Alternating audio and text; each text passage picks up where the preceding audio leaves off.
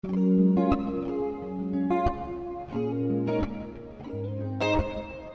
everyone. Welcome to Morning Matcha. Today's guest is Meika Hollender, who's the co-founder of Sustain. Hi. Hi. Thank you for having me. Thanks for joining us. It's so nice to get to know you a little bit. I know we have some mutual friends, and it's just been a pleasure to finally meet you in person. Totally. So I'm really excited to learn more about your entrepreneurial journey and learn about Sustain in general, what inspired you to start it. And so tell me a little bit about, I know you started it with your father, but what inspired you to start it? Yeah. So I grew up like totally immersed in the world of natural products like 30 plus years ago when they were just not, I would say, not as popular as they are today by like a landslide. My dad started a company called Seventh Generation, and I kind of grew up just thinking that that's like what business was like, and that every company was out to make the world a better place and find more sustainable solutions to products that already existed. What a wonderful view of the world. Yeah, until I like got to college and realized like that's actually really far from true. Before you get into it a little bit, what because I love buying Seventh Generation brown paper towels. Like that was a huge thing for a company to put out. So I'm curious, is that how you grew up in your home? Like that's just something that your parents were passionate about? Yeah, my dad has been a serial entrepreneur. Seventh Generation, I think, was like his fourth or fifth business. And he just got really passionate at a certain point in his life around, he'd started businesses and sold businesses and wanted to create his next business as a business that would really like truly make the world a better place and use sort of consumer products as like a positive force for change. So, Seventh Generation and I were like born the same year. Wow. And diapers that didn't work and brown paper towels. Yeah. And, 30 years ago, natural products like were awesome, but like not as effective as they are today. We've made so many strides when it comes to like green chemistry and stuff like that. So, I thought that was just like normal. And like our Oreos were not Oreos. They were like, Newmans and we didn't have like sugar cereal. And I literally just thought that was normal. I grew up mostly in Vermont. So there was some of that around us more than probably other places in the country at the time, but that was definitely like normal to me. Mm-hmm. Okay. So that was your upbringing, that kind of, you grew up with Seventh Generation as your sibling. And then Totally. And then what? How did Sustain come to be? So what did you study? I made my own major at NYU, which was socially responsible business. Go figure. And my plan was always like that I would go work at Seventh Generation. But my dad was really adamant that I get other experience first. So I graduated from college. I worked at like a brand strategy agency. I ended up applying to go back to business school. And while I was at business school, I decided that I was really going to shift and work, in sort of sustainable business. And I spent that summer in between my 2 years at NYU Business School at a huge consumer packaged goods, like multinational company in their sustainability team. And I was like so excited about that and was like, oh my God, like I'm going to be this like awesome 24-year-old, like telling them how to like change everything they're doing. That wasn't the case. So I was a little like disillusioned by the idea that you could just have like a sustainability team in a huge company and realize that if it wasn't coming from like the senior leadership and the like mission of the organization, there wasn't going to be a huge impact in terms of like creating meaningful change.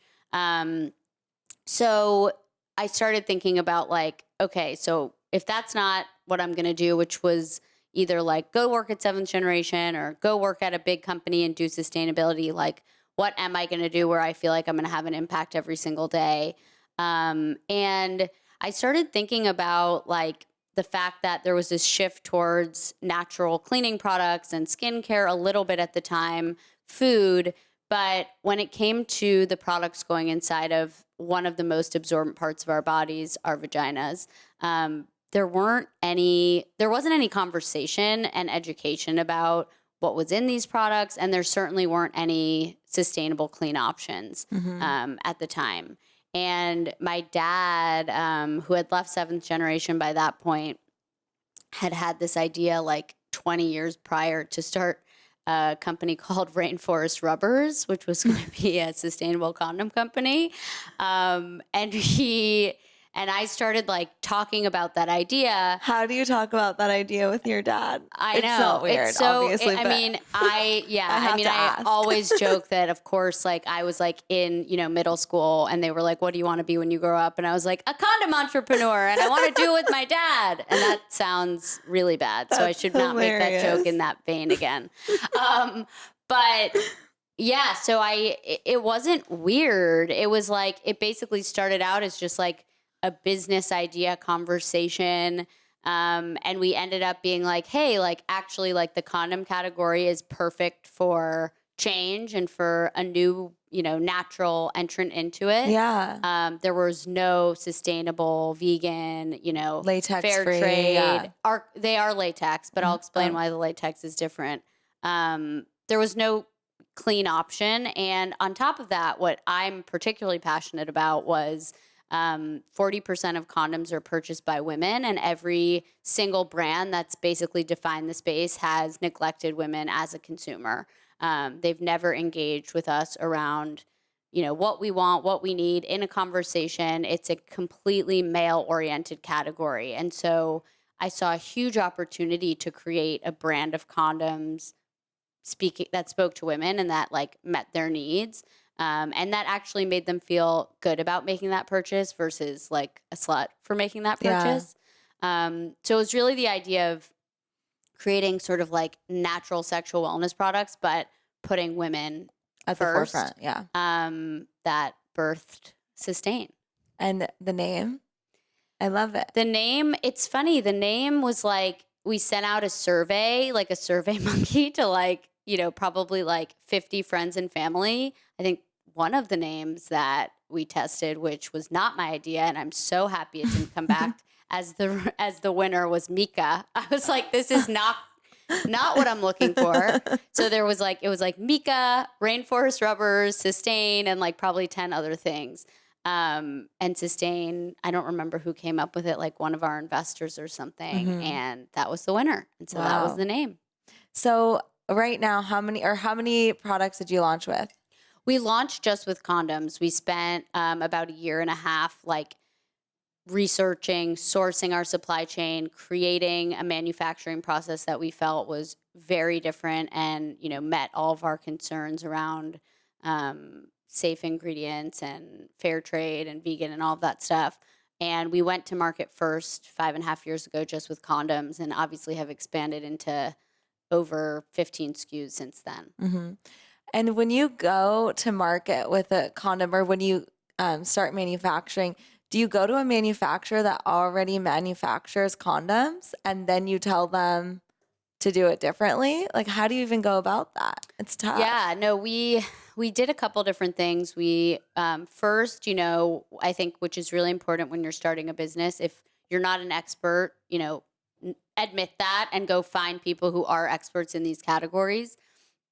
So we ended up finding and getting connected to the former head of R&D from Durex, and he partnered with us to really, he had created a manufacturing process that prevents something called nitrosamines from forming in the latex, which nitrosamines are a carcinogen and they're a byproduct of heating and molding latex. So we were like, okay, that's how we want to manufacture the condoms. And he obviously knew every condom manufacturer globally, and helped us find and partner with a manufacturer that was willing to basically implement this process. Wow, that's definitely the way to do it. It's really it's a medical device too. So condoms, tampons, lubricants, period cups, they're all class 2 medical devices regulated by the FDA. So it's not, it's not a category where you can be like, hey, like I found some cool ingredient and I'm going to like mix it up in my garage and like put it in a package and sell it. You have to like do things like there's a lot legit. of people who don't. But if you want to do it well and right and be successful, you have to like get your shit together in advance. Yeah. So you mentioned latex, and you were going to mention that yours is different. Yeah, so our condoms are made with natural latex. About 50% of the condoms on the market are made with synthetic latex, and the rest are made with natural latex.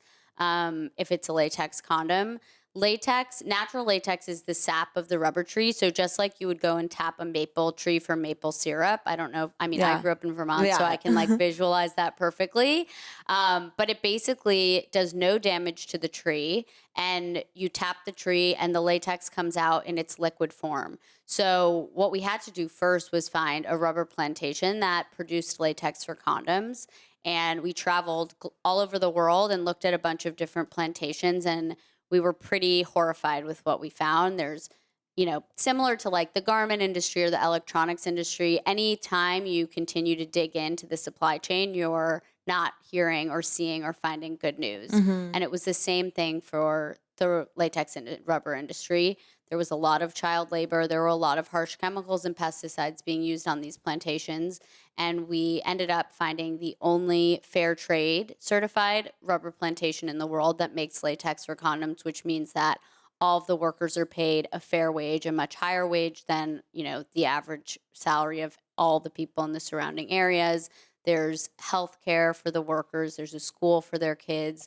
It's a really different place than the other plantations we'd visited. Wow, that is amazing that you found that plantation, that even exists if there's only one. Yeah, I mean, I think, hopefully over the next 10 years, as consumers become more curious and knowledgeable about asking questions around supply chain and where ingredients are being sourced, we'll see the industry move in that direction. But, 6.5 years ago, we were lucky to find what we did. Yeah, and touching on that a little bit, obviously the landscape has changed a lot, and consumers are a lot more conscious of what they're putting in their bodies and what they're purchasing. And I was recently at Founder Made, and someone was saying how plastic is the new sugar. Yeah, and I'm curious how you see that playing a role moving forward in the industry and in general. I mean, we have Pepsi and so many businesses that are now moving to like aluminum water bottles and getting out of plastic. So how do you see just the landscape changing? Yeah, I mean, it's really interesting. I think the biggest shift in sort of sexual wellness and period products since we started has just been, when we were starting out, like we were really treated like a little bit of a pariah. Like people were very uncomfortable engaging with us, consumers, investors, manufacturers, less so because they made these products, retailers. Like it was kind of this like we don't really want to talk about like condoms or lubricants or like period products. Like even people who sold them, it wasn't something they wanted to like sit around and talk about. And it was really challenging. It was challenging to find partners. It was just a really hard time. And I think the biggest shift, yes, ingredients and like awareness around what's in these products, but mostly it's just been, women have gotten so much more comfortable in the last 5 years talking about sexual wellness and their periods.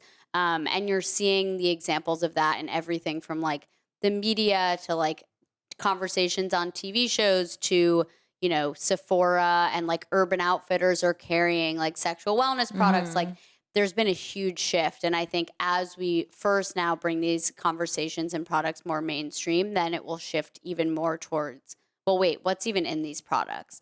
95% of women in the US are still using conventional tampon brands, That like blows my mind. And knowing that, like, at one point, someone was saying, I don't know if it was a news story or a headline that I had read, but like tampons, you don't see what's inside of it before you put it in your body. And so many of them even become moldy. Like even aside from the fact that there's bleach and fragrance and all these things that go into it and the plastic, and it's just crazy. Yeah, I mean, on the plastic note for us, like we do have tampons that have bioplastic, which are plant-based applicators that you can recycle, but it's still, it's still a plastic. Yeah. And so after we launched our initial tampon pad and liner line, we then quickly shifted to also adding reusable period care products. So we make 100% organic cotton period underwear. We make a reusable. Oh, I didn't know that. Yeah, we make a reusable medical grade silicone period cup. And, I like to have both solutions. I think it's really hard to get somebody who's been using, the big brand that starts with a T, her whole life to just say, okay, go from that to a period cup. I think there's a lot of people who do that, and it's so awesome. Even transferred to a period cup. Yeah, I have a whole mix and range of what I use, but it's hard to get them from like one extreme to another. And I think that what we want to do is like help you figure out how to transition at whatever stage you are in that process. And it's really hard to just get people to go from a conventional tampon to an organic cotton tampon. And if you like take away the applicator and the tampon and make them go right to a period cup, I think we're just creating more of an uphill battle. Yeah. So once we introduce them to different ingredients and a different way of thinking about their period, I think over time we've seen how awesome it is that they eventually will then try the underwear or the cup. So you mentioned you have raised capital, obviously, for Sustain. How many times have you gone out and raised? How much have you raised? What's that experience been like? Yeah, we actually got acquired about 4 months ago, but up until that point, we'd properly raised about 3 times. First from friends and family, and then more of like an angel seed round, and then we did like a proper Series A like a year and a half ago, maybe a little bit more than that, with a more traditional investor. And yeah, it's not my favorite. Yeah. I met someone, I was catching up with someone a couple weeks ago, and she said she had just raised her Series A, and I said, "Oh my God, how are you doing? You must be exhausted. That's so awesome." And she was like, "It was so amazing. I met so many awesome people." And I was just like, "Oh my God, like that's just, I hope that was what your experience was like." But I know so many people who raise money, and it's not, it's not a fun process. It's especially not a fun process when you're in a category that the people on the other side of the table don't use your products. They're probably a little uncomfortable with what you're talking about it. They can't relate to it. They don't understand like how challenging and like emotionally driven and stigmatized these categories are and conversations are. So yeah, I totally hate raising money. It's like a necessary evil though. And I'm really optimistic as I see like the types of companies that are getting funded over the last year or two, that this, sort of like women-centric space in terms of the categories and the people and founders and more off-limits topics that are getting funded. Like I'm very optimistic about where we're headed. Yeah, it's so funny. I asked that question to so many people, and some people are like, "Oh, there's a reason why there's the word fun in fundraise." And I'm like, okay, that's not what that's not what I normally hear, but that's great that some people think that it's super fun. I think they're lying. I do think there's listen, I think it depends who you are, and it depends what your experience was. And if you can get it done in like 30 days, then like maybe it was fun, but that's just the average raise takes 6 months. And it's really challenging. It's challenging to like go sit across from people who just criticize your business or don't get it. Yeah. I don't believe people who say it's fun, but yeah, I know some people like it because it's thrilling. Yeah. But it's challenging, and it takes you away from running the business, which like I takes like up so doing. much time. Yeah. Yeah, I think some people just like fundraising, and that's like something they're good at, but it's really hard when you have to balance that with like running the day-to-day of the business. So now that you've been acquired, what changes have been made in terms of your role? Not much, and also like so much. I'm still the president of Sustain. I'm still like leading our business and our brand. I have so much more support than ever before. Obviously, like resources, people, experts, like retention marketing teams and like product development teams, and not like one person or half a person doing that on the side. Yeah. And that's really amazing because the company that acquired us, Grove Collaborative, which is like the fastest growing natural home and personal care brand in the US, like privately held brand, they share our values. Like sustainability is in their core. They produce like 90% less plastic than any other consumer packaged goods company of their size in the US. And so it's been amazing. I feel like our growth has been accelerated, and I get to like really lean into the stuff that I love and like learn from people who are better at me than me at the stuff that I didn't love or didn't love before and still don't love. So it's great, but it's different. I think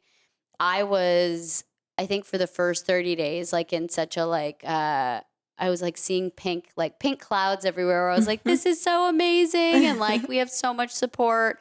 And it was, and it is. And I have such a great partner in Stu, the CEO and my boss, but it's also different. Like I'm not the ultimate decision maker anymore on some stuff. I mean, I am, and my opinion is valued and will continue to be, but it's the double-edged sword of not being ultimately in control, but also not having the burden and the stress of being like the person making the ultimate decision on everything. So it's different. And now, I mean, you mentioned you guys do a lot of lobbying. Yeah. And I wonder if, I just have a few questions about that in general. I mean, you were just mentioning that in New York, you just passed a law. We helped pass like a very monumental period products disclosure bill, which is incredible and huge and should have been there from the beginning. So that's awesome that you guys did that. How do you see brands, how do you see the landscape changing in that sense? Do you think that consumers ultimately have the most power and that brands are going to change because of what consumers want? Or do you think that obviously I think no matter what, these laws need to be passed, and it should be nationwide and worldwide, if it's not already in the EU and everywhere else. But do you think that brands are going to start going above and beyond what the standards are? Yeah, I think they have to. I think consumers are sort of like demanding and requiring that businesses be like positive stewards of change and take a much more proactive role in political issues and just in sort of shaping industries than ever before. I think when we're seeing companies like Walmart and Dick's Sporting Goods like have active conversations and open conversations around gun control and, the minimum wage and maternity leave, like it's because consumers are demanding transparency and they're demanding change coming from sort of the companies that they buy from and support. I firmly believe that like big companies and any company will not be successful in the long term at this point if you're not standing for something and if you're not taking action beyond selling products and acquiring customers. You have to be really driving your category and industry towards much larger change. And how do you see brands like Sustain or brands that are really, really wanting to make a difference in these categories? How do you see them? Like, is Sustain going to be at Walmart? Is it already? Where is it distributed? Because I feel that I live in a bubble. And then when I go on a road trip, I'm like, oh my God, no, the rest of the world obviously doesn't have Erewhon and even Whole Foods. Like here in LA, we're like, oh, what, Whole Foods? Are you kidding me? Like, I just want to go to Erewhon. But you go to downtown LA, you go to all these places. I mean, 7-Eleven is all you have. So how are we going to make this category or these categories accessible so that everyone has the option? Obviously, that's a heated question, but it's like, no, this is one of my favorite subjects. And the amazing thing about Sustain's next chapter is this is what Grove has done. So Grove Collaborative, which you hadn't heard of, most people in LA and New York haven't heard of, because Grove has built its entire business in the middle of the country, and its mission has been making natural products accessible and efficacious and accessible to everybody. And we've done that. I mean, we're more successful at Grove in Kansas than we are in California. Wow. And that's because we've created a business model that enables sort of conversations, education for people who are new to the natural products category. 50% of Grove's customers have never tried natural products before. Wow. And so Sustain gets to sort of tack on to that, and Sustain gets to, educate different types of customers than we were before. We were opposite. We've mostly been successful on the coasts with Sustain, and now we get to be a part of Grove, and we get to access these customers and educate them on, healthier period care and different types of sexual wellness products because we're selling through Grove. So it's funny, I think in the past, in order to access those customers, we'd go and sell into Walmart. But now we get to do that with Grove.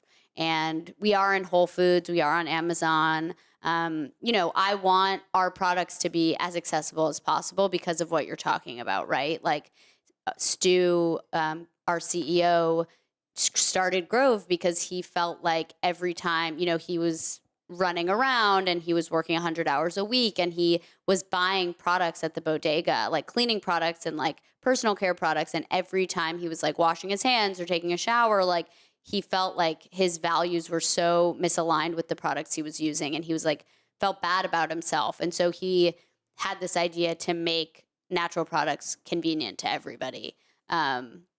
And he's been really successful at it, and we get to like participate in that with him now, and it's been really awesome. That's so great and so wonderful to hear a success story like that where you get acquired but you're not selling out. So that's awesome. No, that is like one of the things I am most grateful for. I think that in the past the model has been, build something and then sell it to a Unilever, Procter & Gamble type company, which is still great. And I think those companies are making a lot of positive shifts in sort of their trajectory for the future. But Grove and our deal, I think, provides like a new model of how you can grow and then get acquired and still scale sustainably and like values aligned, which is really exciting. Yeah. Well, thanks so much for joining us. Oh my today. God. Thank you so much. This was so fun. We're excited to see where Sustain goes from here. Me too.